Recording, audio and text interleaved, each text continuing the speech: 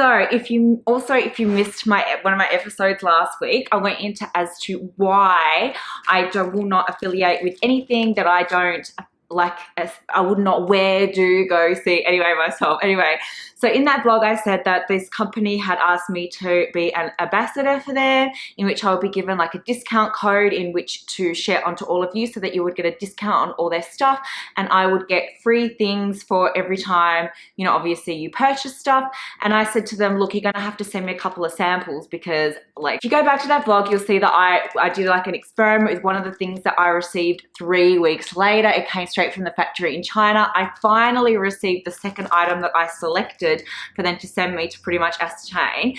And again, it came from the factory and from, I can't even say this factory, but anyway, it came from the factory. It would have cost, this one is like, I chose a pair of leggings. You'll see it in that last vlog. I did that little experiment. I'm going to put the link below because it's also related to my coach.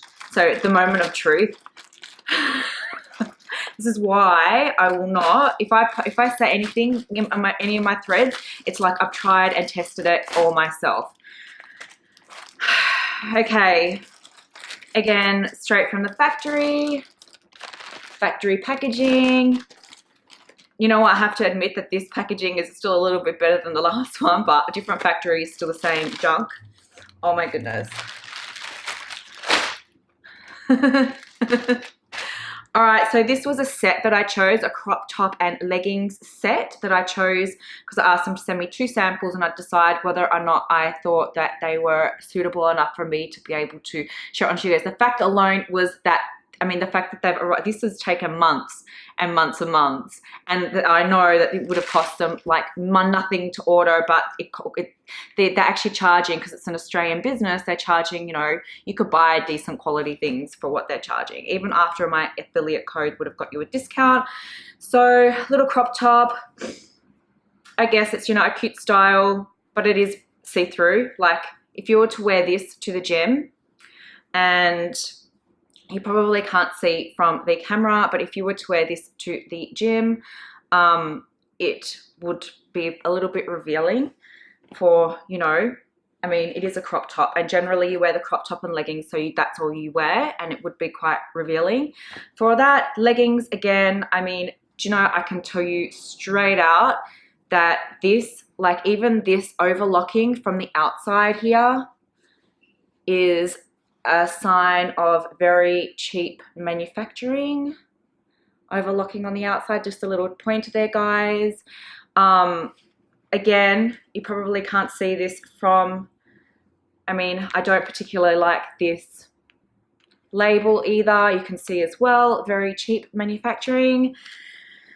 And you probably can't tell, but again, see-through. Like it's, you can't probably see, but look, if you were to wear this to the gym and, for example, like you're doing your squats, doing your lunges, you're bending over or whatever, yeah, you're going to be pretty revealed. If you're doing your yoga, you're going to be pretty revealed. Anyway, really bad elastic in there too. No. So again, I just thought I'd open that with you guys, and I'll put that link below to the other vlog because it kind of relates to this one too, about the thyroid and the menstrual cycles and la la la la la.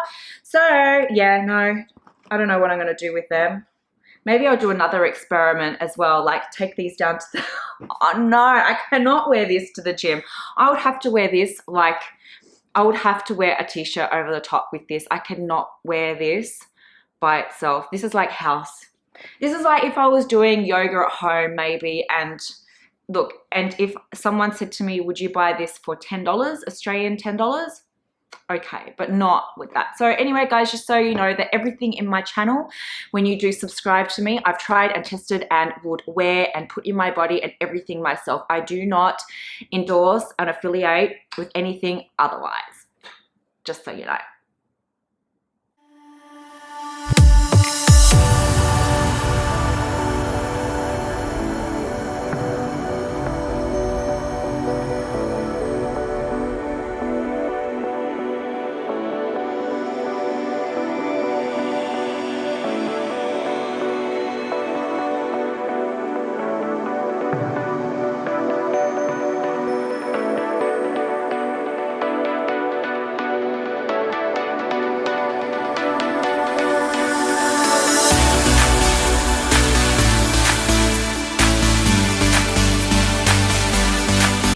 on average 3 doctors to diagnose polycystic ovarian syndrome. For myself, it took a hell of a lot more than 3, like so many doctors and endocrinologists and gynecologists to diagnose me with what the hell was going on.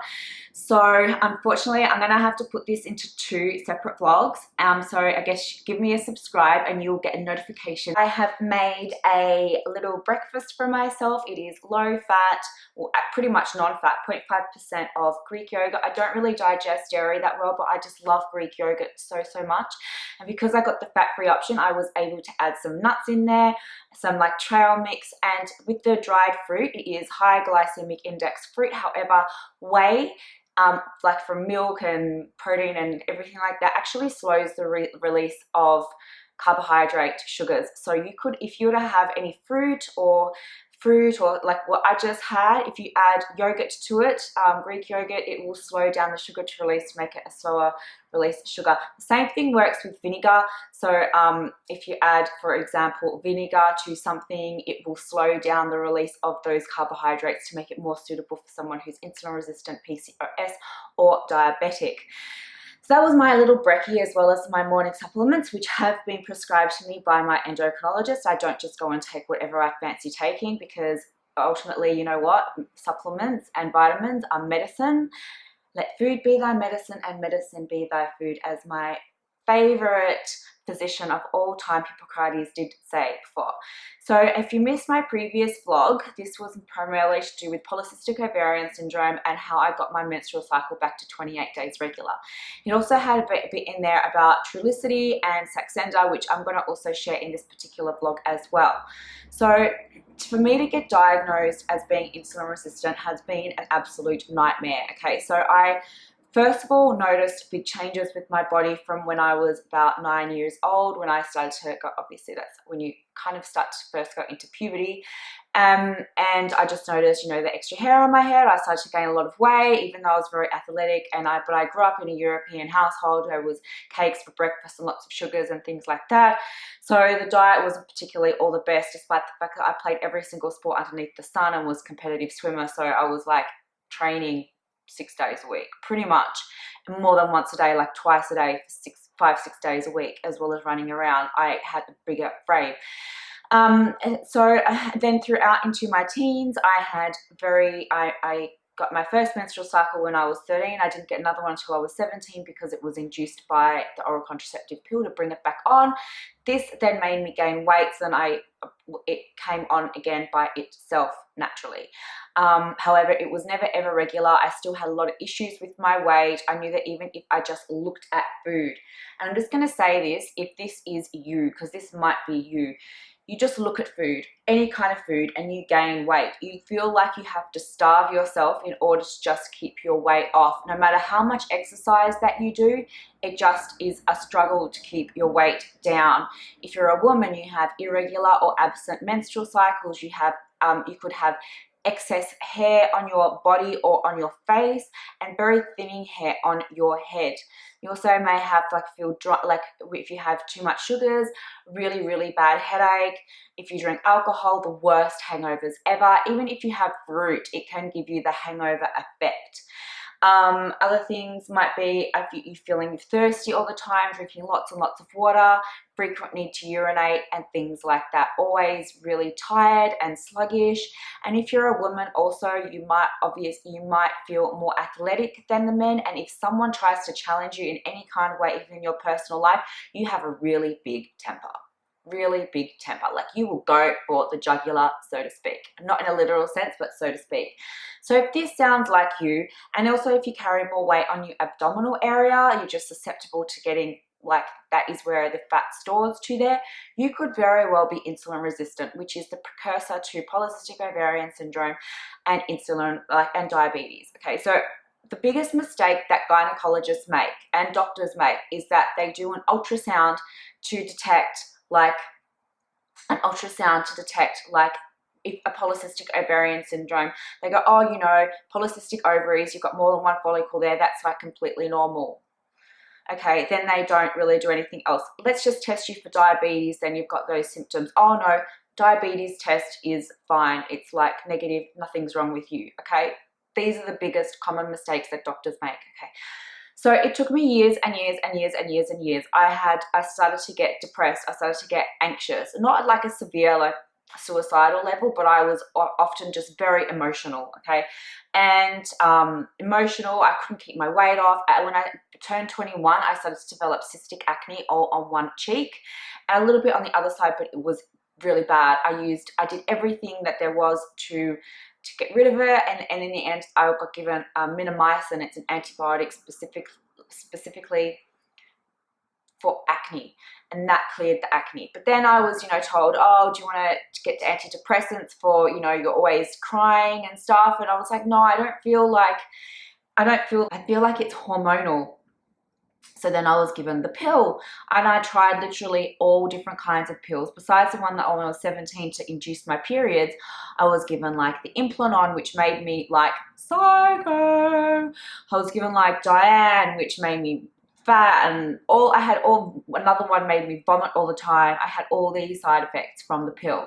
And I'm going to say this to you guys, if you're insulin resistant or have PCOS, do not take the pill. Science has now proven that the oral contraceptive pill or any form of those contraceptives will make your insulin resistance worse. Do not take it. Yes, I have been taking this recently and other forms of estrogen-based hormones for other reasons that my endocrinologist and everyone is all very well aware of, and it's not been a consistent thing. It's kind of like been on and off at different times, and I'll be able to go into this and why at a later stage, okay? But generally speaking, as a treatment of PCOS and insulin resistance, do not take the pill. What you need is what you saw I have for breakfast, and that is metformin. A lot of doctors, GPs, are very ignorant in prescribing this to you, so you probably will need to go see your endocrinologist to do this. Okay, so cut a long story short, then I started to take Duromine, which helped me keep my weight off, and this was obviously it was hard to get Duromine anyway. Like, I have to go to the doctor and say I have difficulties keeping my weight off, and they go, but heaps of people would kill to have a body like you. I'm like, yeah, I know, but do you know how hard I have to work to have this body that I have? Like, I do not wake up in the morning, and you know, there's a lot of trolls out there too who I know, like when I was shooting before, I got called, you know, horrible things like I'm fat or whatever, but if you know how hard I work to maintain the body that I have, oh my goodness, I should have a body like Gisele Bündchen, right? So then I finally found one doctor who diagnosed me with having polycystic ovarian syndrome. And he pretty much said to me, you need to start taking your metformin. It's 500 milligrams XR per day. Then you need to, he pretty much tested me like, what did he do? He did I had to do a basal body test. It's like taking your temperature in the morning, every single morning for a month. And I had to get a blood test at certain times in my month. And he also did an ultrasound of me. Okay, so then he diagnosed with PCOS. He told me to have a low glycemic index diet, make sure I exercise, and also take this metformin. Okay, weight started plummeting off me, like plummeting off me. Okay, then time went on. I guess I became a little bit lazy with taking my metformin and following to the regimen that he gave me. However, I was still very athletic. I started to I lost a lot of weight, and that's when I was going to compete. I was going to go into the bikini competitions. As you know, I did another post about that before.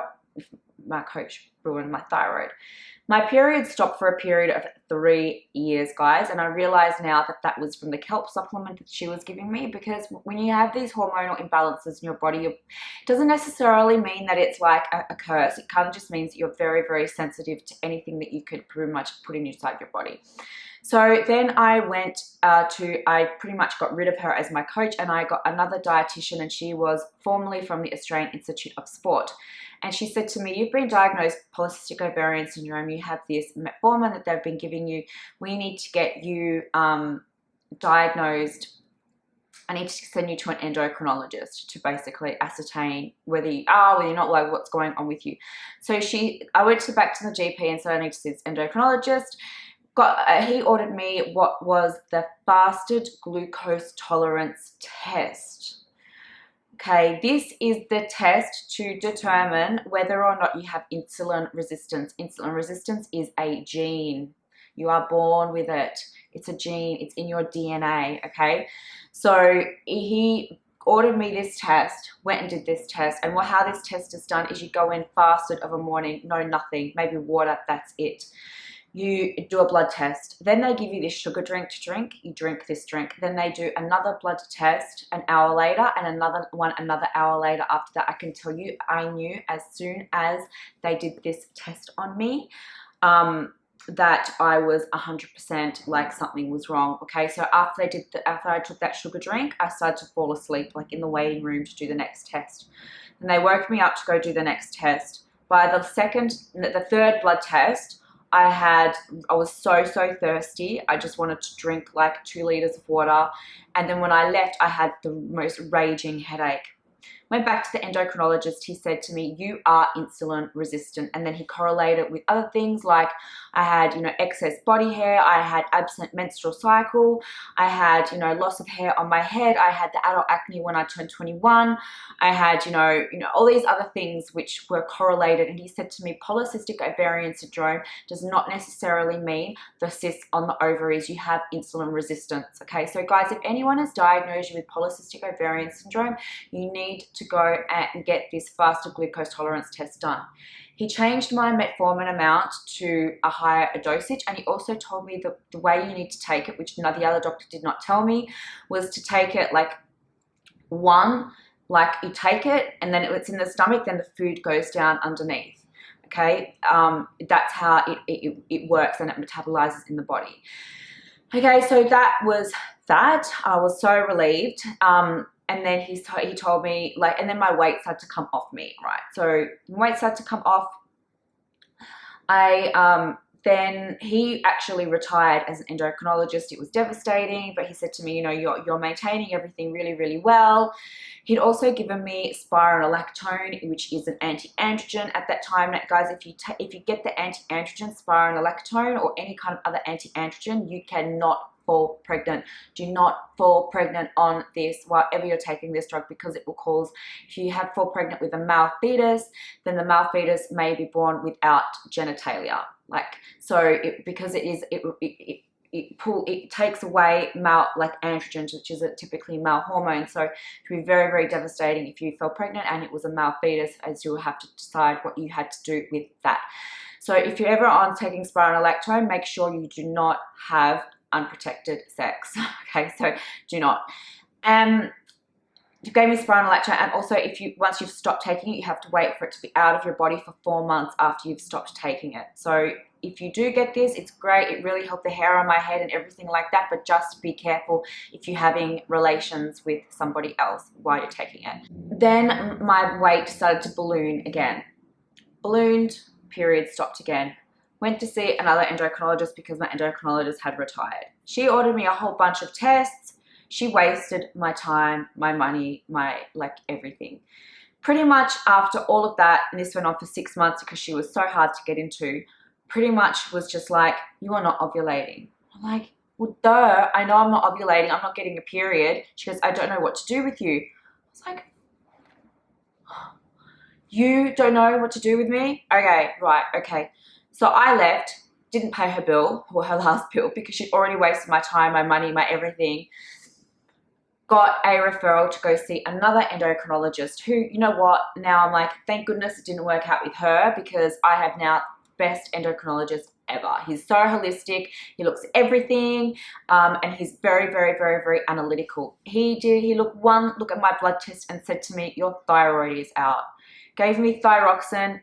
Bingo, periods come back, weight starts to come off again. Okay, so the thyroid, you can see in my previous vlog, and that is about how my coach damaged my thyroid, but the other endocrinologists were not testing the T3.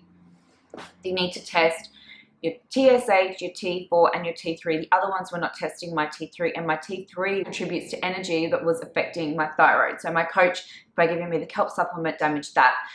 So what I'm going to say, and then I've been on this, I got given Saxenda at one point. Saxenda is amazing. It's like a wonder drug. And even if you have polycystic ovarian syndrome, I wish that the company would do more tests to biocorrelate the relationship between taking that and polycystic ovarian syndrome and regulating menstrual cycles, because I tell you what, that drug did wonders for me. It's just super expensive in Australia. It's $400 a month. So now I've been given a Trulicity pen, which Trulicity is once per week. I just realized how much I know about this topic.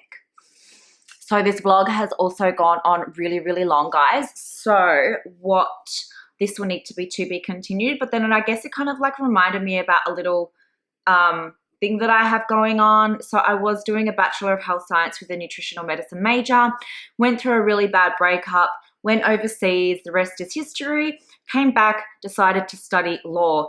Now, I like studying law. It's really interesting. I have reasons for doing so, but I have a gift.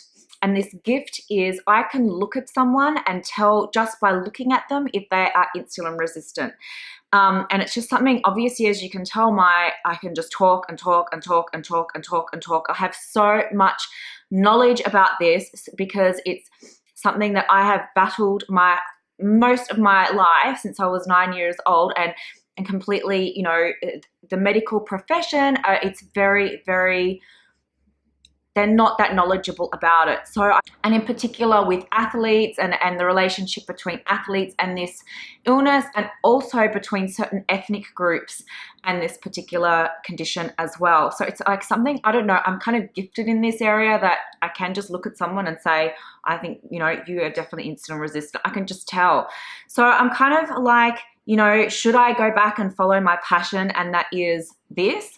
Or do I continue studying law? I mean, there's nothing to say that I can't do both. Just it'll be a matter of doing one before the other. But I do really feel like in life is that really focusing on the one thing that you're particularly passionate about. And I do feel like this is something that obviously I'm very, very, very, very passionate about. Obviously, because you can tell, because like 2 vlogs are 20 minutes and I still can't like wrap it all up. But I don't know, maybe I should go back and finish my former degree and actually become graduate, because at that time, the reason why I was doing that degree is when I graduated, I wanted to do my master's and become a dietitian and work at the Australian Institute of Sport. I don't know, maybe this vlog has been a realization as to where my passion really, really, really, really lies. So, long-winded story. This is going to have to be continued again. Sorry guys, I know I said it would be wrapped up pretty soon, but as you can see, it's not. I do know a lot about this. So anyway, I hope to see you next time for more info about this topic and many, many other topics that I have to talk to you about in the Yazzie Diaries.